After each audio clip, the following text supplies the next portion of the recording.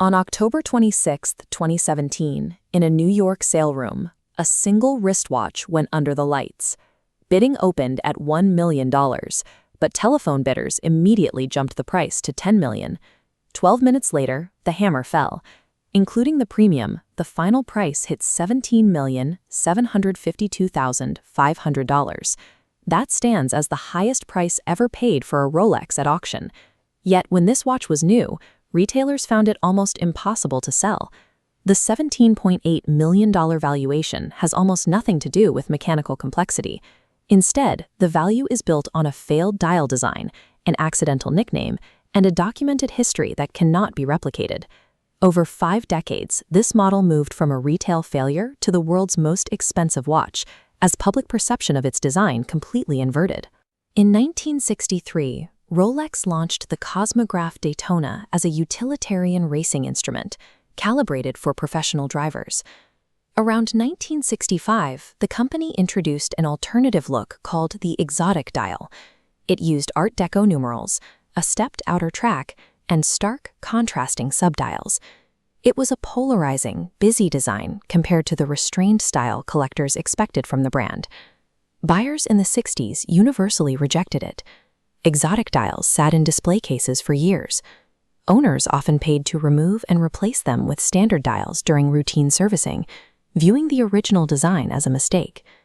Today, collectors pay 6-figure premiums for the exact aesthetic choices that original owners considered broken. The trajectory of the watch changed when Joanne Woodward gifted an exotic dial Daytona to her husband, Paul Newman. Because she worried about his racing career, she had the caseback engraved, "Drive carefully, me." Newman wore the watch while competing on tracks around the world. Because he was one of the most visible men in Hollywood, the once unwanted dial was constantly photographed on his wrist for decades. Rolex never officially named this model after him. The Paul Newman moniker was coined by Italian collectors in the 1980s, who used the actor's photographs to identify and seek out the specific exotic dial variation. The most valuable nickname in the industry was created by a movie star's daily habits, entirely independent of the manufacturer's own marketing department. Looking past the celebrity connection reveals the physical machine, the reference 6239. It uses a 37mm steel case and simple pump pushers to control the chronograph, lacking the screw-down protection found on later models. The internal mechanics are built around the hand-wound caliber 722, derived from the Valjoux 72 movement. This system uses a column wheel to coordinate the start, stop, and reset functions of the stopwatch. The outer bezel serves as a tachymeter to calculate speed. If a driver starts the chronograph at the beginning of a lap and stops it at the 1-mile mark, the hand points directly to their average speed. If the mile takes 30 seconds, the hand points to 120 miles per hour. Identifying a genuine exotic dial means checking specific markers, Art Deco numerals, register crosshairs, and a stepped contrasting minute track. Crucially, inside the subdials, the hash marks on a true Paul Newman must terminate in tiny square blocks.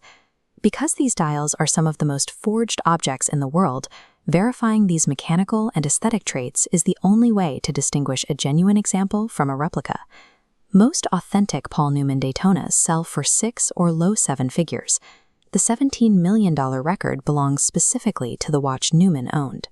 In the 1980s, Newman gave the watch to James Cox, his daughter's boyfriend at the time. Cox kept the watch for over 30 years before bringing it to the public market. The value came from the paperwork. Cox provided an unbroken chain of custody and photographic proof that this was the exact physical object Newman wore. While the dial establishes the rarity, the verified evidence of ownership acted as the final financial multiplier. This sale raises a central question. What does a collector actually receive for nearly $18 million when the steel and brass components are worth less than $1,000? The buyer paid for a certified connection to a historical figure. That legacy is permanently tied to the object by Woodward's engraving on the steel case. Could any watch ever truly be worth $18 million? Or is that price purely about the story and the name attached to it? And be honest, if you found an exotic dial in a drawer, would you know what you were holding? Tell me below. If this story earned it, a subscribe helps Crown and Patina keep telling them, and hit the bell, because next week we're covering another legend. And remember, none of this is investment advice. It's history and a love of watches. Until then, keep blinding.